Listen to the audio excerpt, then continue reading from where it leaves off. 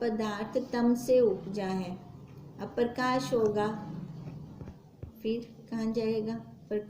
अब कहते हैं ऐसे ही वैसे ही यह जगत अविचार से भासित है और विचार करने से इसका नाश हो जाता है। हे राम, यह जगत संकल्प मात्र है। देखो, विचार करने से खत्म हो जाता है, तो इसका मतलब है नहीं ना। अगर होता तो विचार करने से भी जाता नहीं, खत्म ना होता। अब कहते हैं जितना ये सारा जगत बना हुआ है ना, ये सारा जगत संकल्प से है। अब संकल्प हर एक के अपने अपने, सबके अपने अपने संकल्प चल रहे हैं और सबका संसार अपना अपना बना हुआ है। किसी का एक जैसा है सारे दुखी, हैं सारे दुखी, पर कोई कैसे दुखी है तो कोई कैसे दुखी है। तो ये अलग अलग दुख क्यों?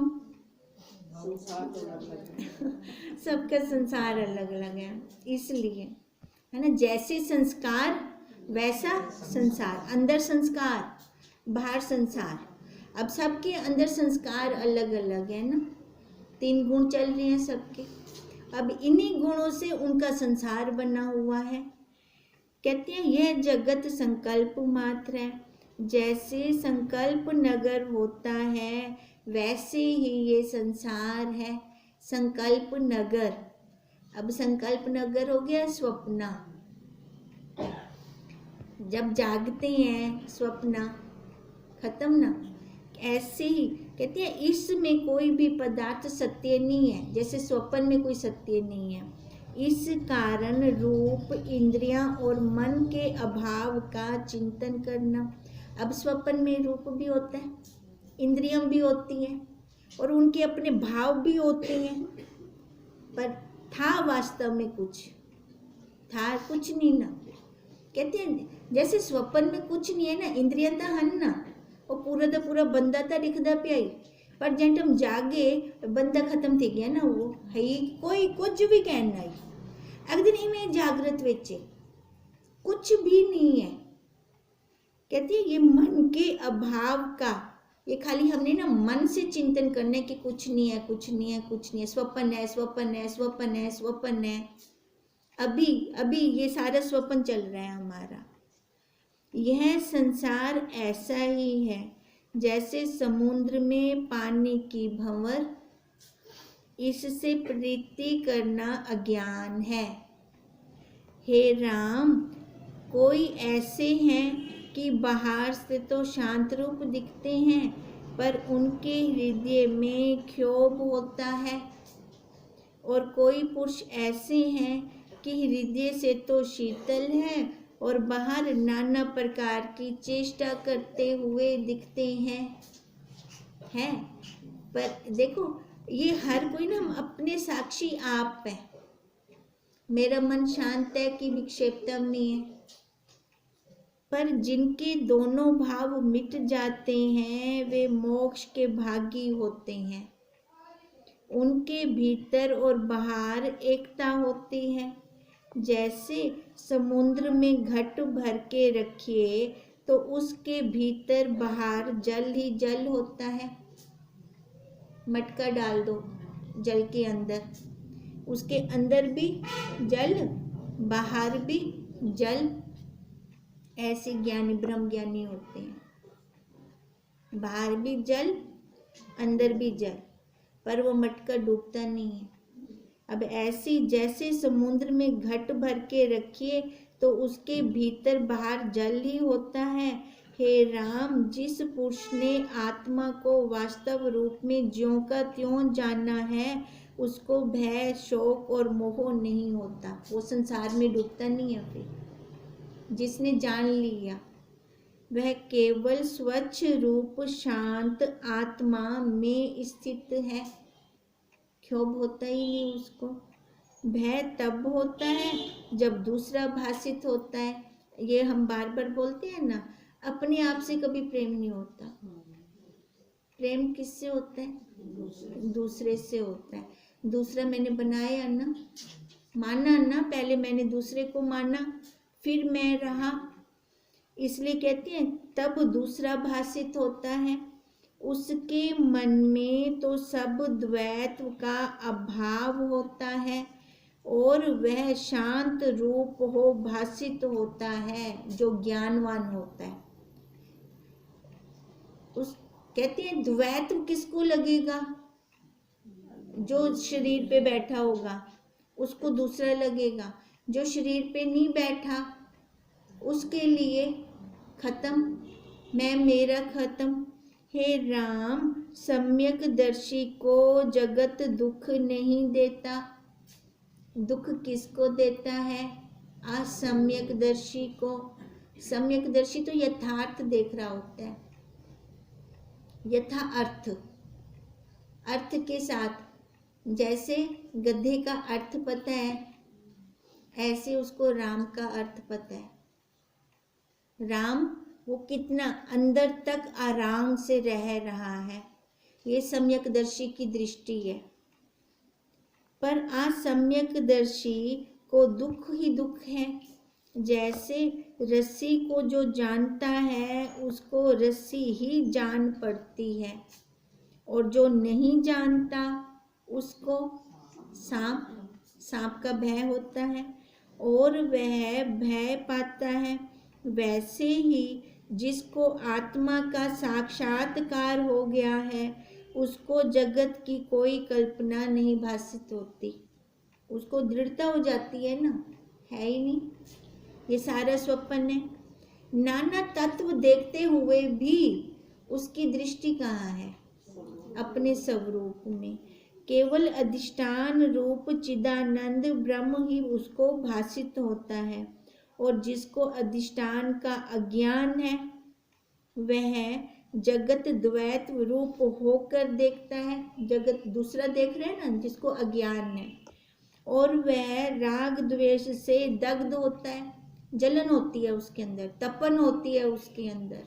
देखो जलन और तपन कहाँ होगी? जहाँ पर राग और द्वेष होगा। किसी के साथ राग है, अपनी इच्छित वस्तु प्राप्त हो गई, वो बहुत प्रसन्न होगा।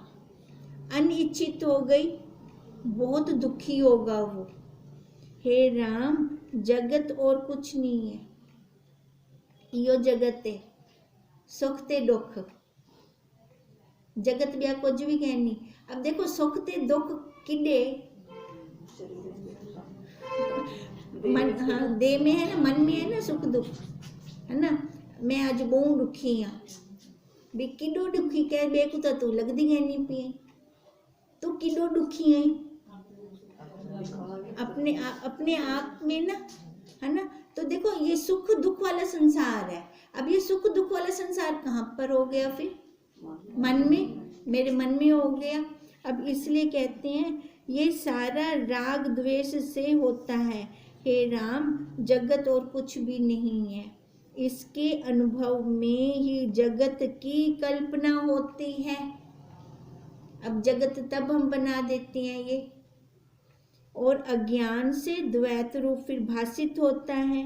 पर जब जीव अपनी स्वभाव सत्ता में जागता है तब सब उसे अपना ही रूप भासित होता है। जब अपनी स्वरूप में जाग जाता है, मैं साक्षी हूँ, मैं ये आकार नहीं हूँ, तब जाकर उसको ये सारा अपना रूप दिखेगा। जैसे स्वप्न में अपना रूप ही द्वैत रूप होकर दिखता है तो हम कैसे लग रहा होता है? पर मैं तो मंजे पे सोई पड़ी हूँ, स्वप्न में उठ कैसे गई? उतनी तो इन्ना चानना है, मैं देखती पिया एक एक चीज होंदा, कमरे में अंधेरा है, कैसे हो जाता है? और निकला ना अंदर से स्वप्न पुरुष हमारा। कहते हैं और राग द्वेष उपजता है जब द्वैत में होता है, पर जब जागता है तब सब आत्म रूप ही भासित होता है। तब मेरे अंदर से निकला ना वो सारा स्वप्न, मेरे से ही निकला ना। वैसे ही यह जगत है। इस जगत का निमित्त कारण और उपादान कारण कोई नहीं है।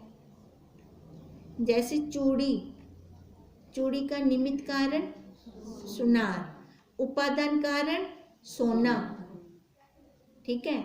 कहते हैं जगत का ऐसा कोई कारण नहीं है, ना निमित्त कारण है जगत का, ना कोई उपादान कारण है। क्यों? क्योंकि जब हम लय करते हैं वहाँ खत्म हो जाता है वो। जो पदार्थ कारण बिना भाषित हो उसे असत जाने, इसका मतलब है नहीं वो, वह वास्तव में उपजा नहीं, भ्रम से दिख रहा है। जैसे मृग तृष्णा का जल था नहीं ना, पर दिखा तो सही।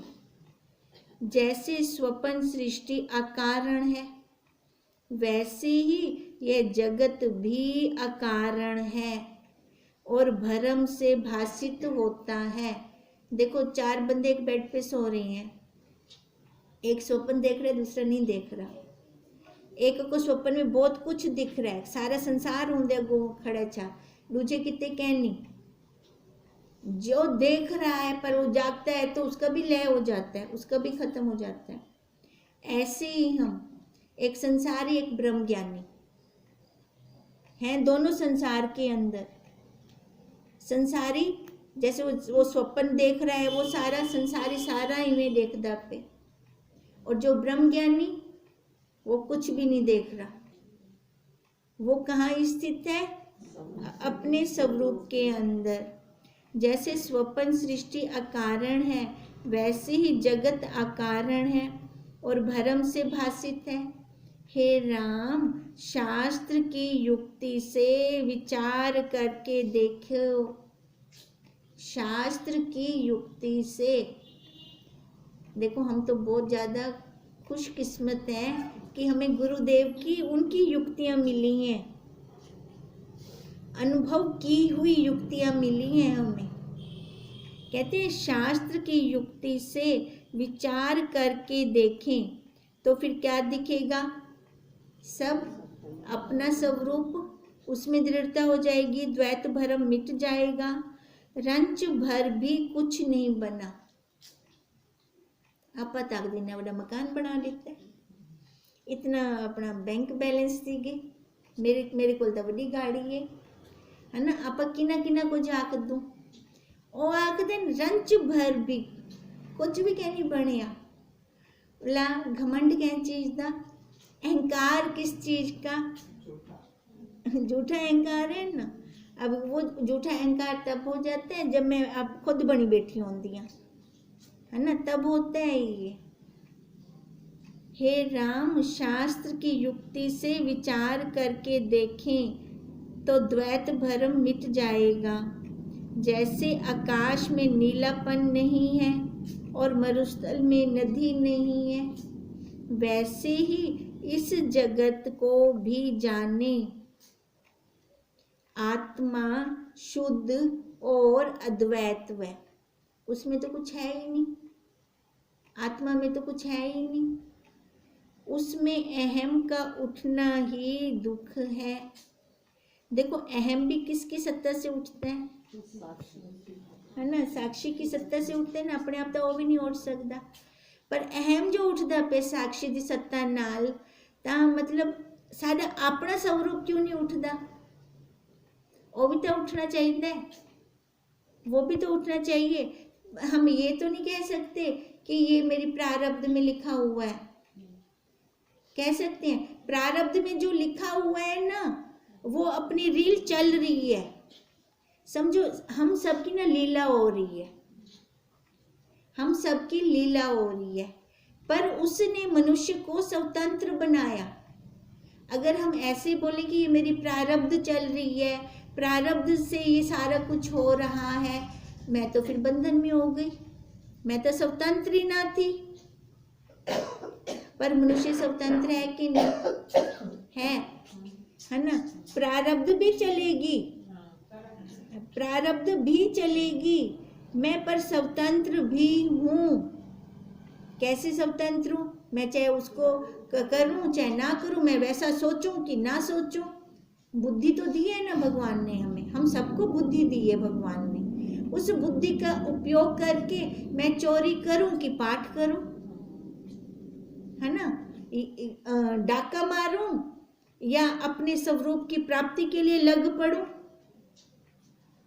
चोरी वाली भी हो, उसमें कि अगर मैं पॉजिटिव सोच रही हूँ या नेगेटिव सोच रही हूँ, वो हो जाएगा ना कि मैं उसमें ब्रह्म कर्म कर्म कर्म मिलेंगे ना। चोरी वाला कर्म क्यों मिला है?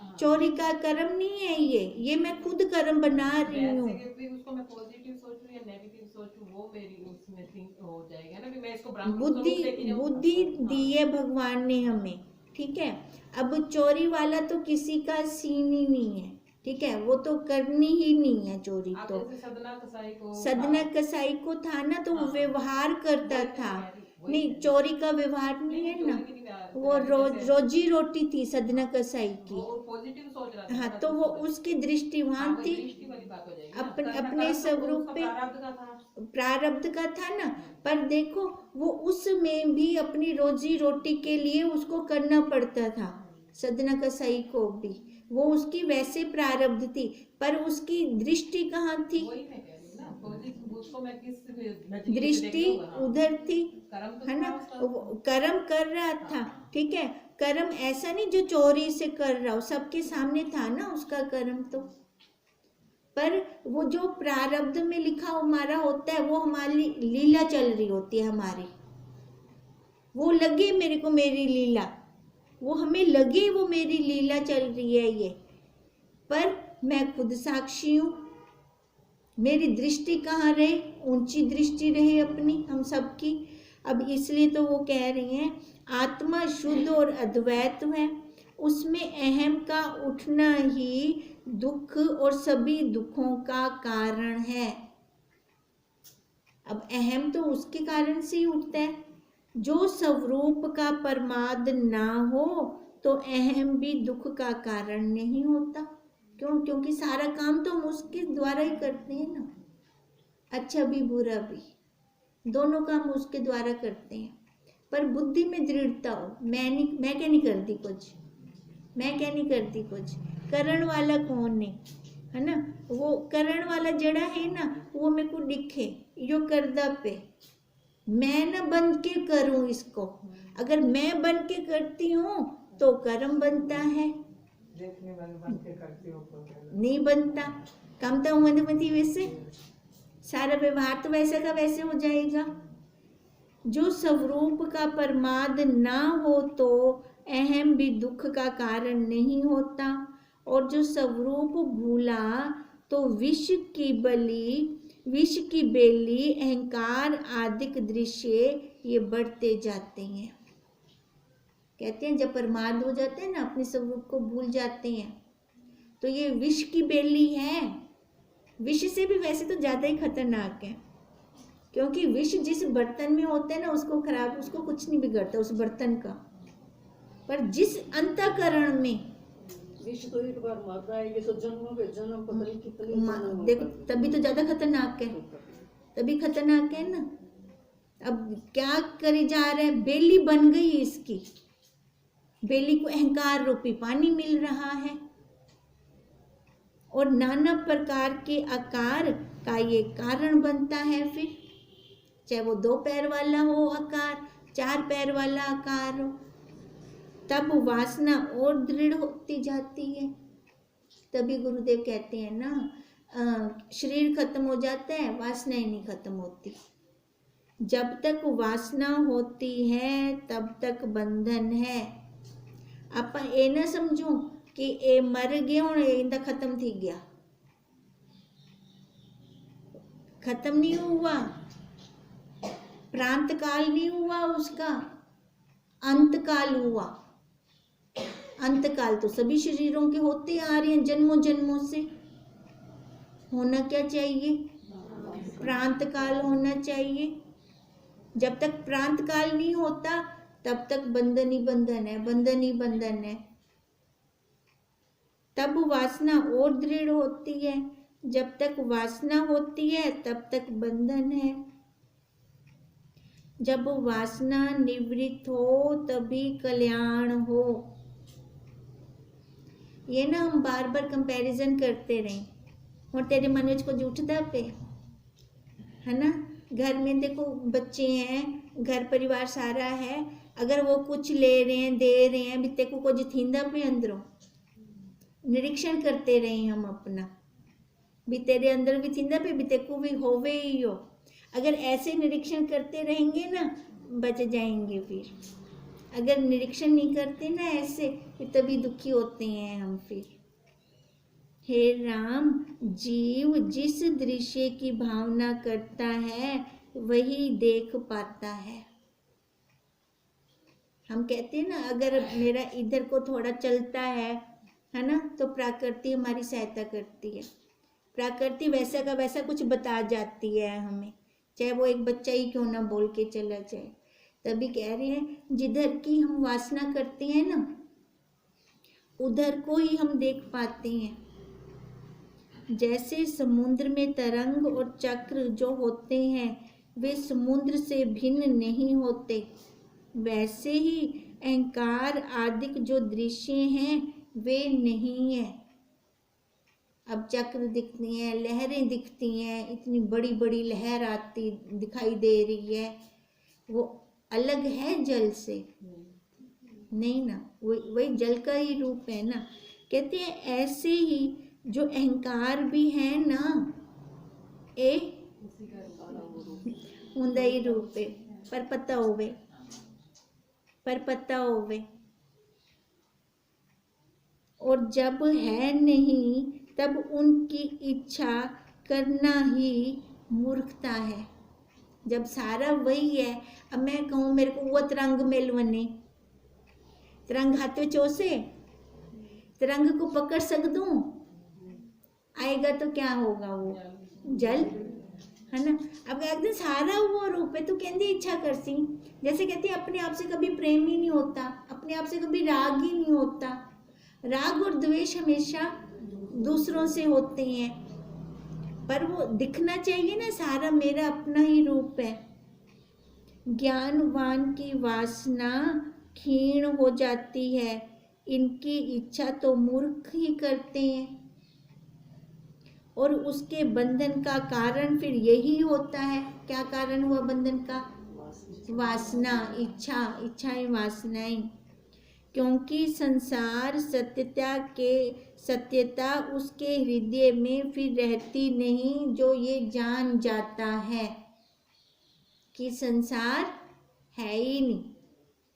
अब संसार में ऐसा कुछ तो रखा नहीं कि हम वापस आऊंगी संसार विच।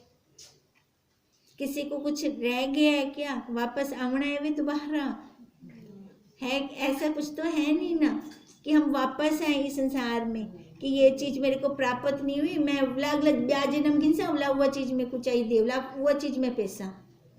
अब सारा कुछ देख लिया, भोग हंडाल लिया, कहीं से कुछ नहीं मिला। अब कहते हैं उसके हृदय में फिर संसार की सत्यता ही नहीं रहती, इच्छा रहती है तो मोक्ष की। अब वैसे तो देखो मोक्ष है ही है, वहां पे इच्छा भी क्या करनी है ना। अपन मतलब मोक्ष तो है ब्राह्मण से ना, ये थोड़ी आखसा कि मेरे को मोक्ष चाहिए या कुछ। मोक्ष चाहने की अपेक्षा बंधन की अपेक्षा से है। जब मैं खुद समझूंगी कि मैं बंधन में हूँ, तो इसका मतलब वो तो हम हैं ही हैं, खाली हमें गंदगी हटानी है, हमें वो लाना नहीं है कहीं से अंदर डालना नहीं है। खाली जो उसके ऊपर मैल आई पड़ी है ना वह साफ करनी है, बस वह मैल साफ करनी है हुआ। क्योंकि आत्मा का साक्षात्कार तब हो जाता है जब आत्मा का प्रमाद नहीं रहता। ये बंधन हमारे खाली प्रमाद के कारण है। प्रमाद सबसे बड़ा इच्छाएं और वासनाएं हैं जो हमें आगे नहीं बढ़ने देती। अब वास्तव में कुछ रखा नहीं है। पहले लगता था भी अगर मैं इधर ज़्यादा आ जाऊंगी तो बिंदी कैसे लगाऊंगी लिपस्टिक कैसे लगाऊंगी, तो ये सारा लगता था भी जड़े थे यहाँ में ना, क्योंकि माता जी तक जिमें लेंदे कहना लाता वो कुछ ले सही कहना पहले ना यूँ डर लगता है, पर उसमें ये थोड़ी है, ये कोई बंधन थोड़ी है ही नहीं वो। ये बंधन लाओ या ना लाओ, लावना तो शरीर को ही लावना है ना। वहाँ पे तो कुछ है ही नहीं। जब ये दृष्टि बनेगी हाँ, तब समझ में आता है, समझ में आएगा। पहले समझ में नहीं आता, पहले भय लगता है, पहले लगता है छूट जाएगा सारा, सारा छूट जाएगा, पर ऐसा नहीं है। फिर वो रियलिटी समझ में आ जाती है, रियलिटी वही समझ में आ जाती है, ये सारा कुछ जो कुछ भी है यही अकार्द है। अगर लगा भी लेते हैं तो क्या है ना, अगर नहीं लगाते तो क्या है कुछ। अब एक